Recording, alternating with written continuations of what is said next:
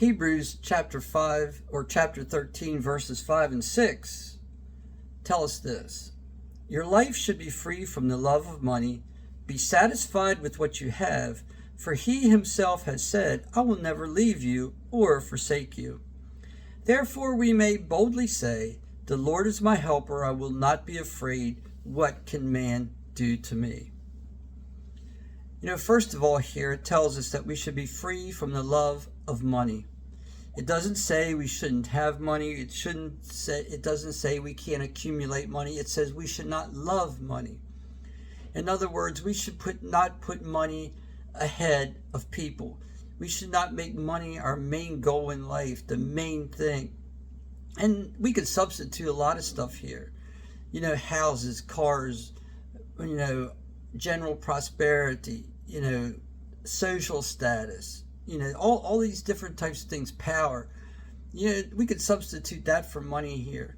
The concept here covers a lot of things. It means that we should not put anything first. We should not put anything above God, basically, is what it's saying here. God has to be first. We have to love God first, love God more than anything else. All those other things we can have, but we have to be careful how we use them. It says we should be satisfied with what we have. If you have a lot of money, praise God for that. Be careful how you use it. Be careful that you don't allow it to run and rule your life. But praise God for it. If you don't have, praise God, because He can use you right where you're at. He can take care of you. He will take care of you. And some people that don't have, seem to have a very close relationship with God because they're forced. They're almost forced to trust Him in some ways. But the goal here is to trust God first and foremost. It tells us here that we should be satisfied because God Himself has told us, I will never leave you or forsake you.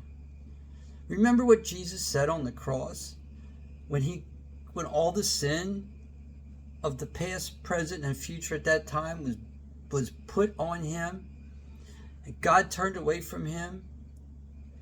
My God, why did you forsake me?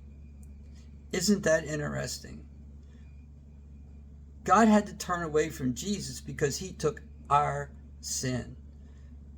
Jesus was alone, the most alone a person could possibly be because of you and because of me.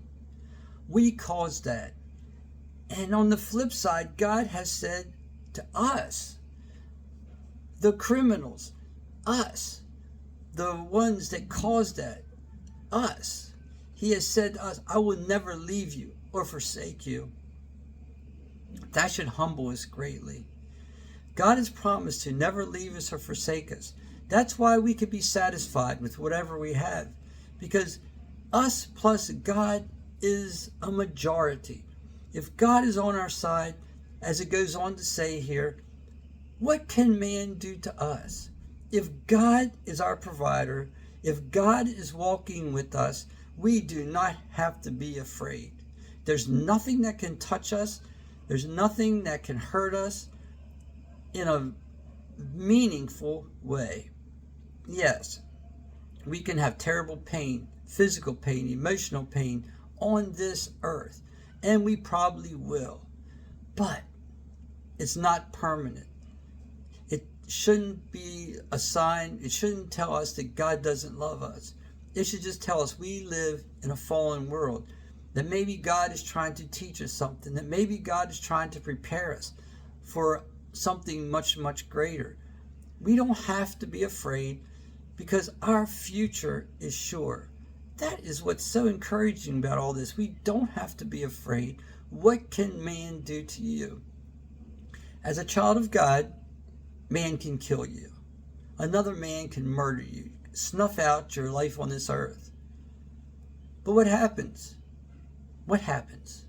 You end up with Jesus. So, what's the big deal? Has He really hurt you? Man can cause us a lot of pain and suffering on this earth, physical pain, emotional pain, financial pain, whatever it may be. And it could be very, very annoying. It could be very painful and hurtful. But ultimately, what's the end result? We end up with Jesus. Eventually we're going to die. And maybe we're suffering for many, many years. Maybe we're in pain for many, many years. But eventually we're going to die. So what did man actually do to you? Yeah, he caused you an annoyance for a moment, for a short period of time. But your eternity is sure as a child of God. The key is always this. Are you a child of God? If you are a child of God, you can take these words to heart. You can make them your own. You can live these words because God is faithful. God is just. God will not take back his word. God will not change his word. We can live peacefully. We can live in peace. We can live with boldness. We can walk in this life with our heads held high no matter what our circumstances, no matter what our situation. And it says here, we can boldly proclaim that God is my helper. We can boldly proclaim that Jesus died for me. We can boldly proclaim heaven is ours because God is faithful. God never changes his mind. God's love is stronger than anything else. So I would encourage you today to think about these verses. What are you fearing today that you don't have to fear? Remember, man cannot do anything to you. If you've been encouraged by this video, please like, share, and subscribe. Leave comments, and may God always bless you.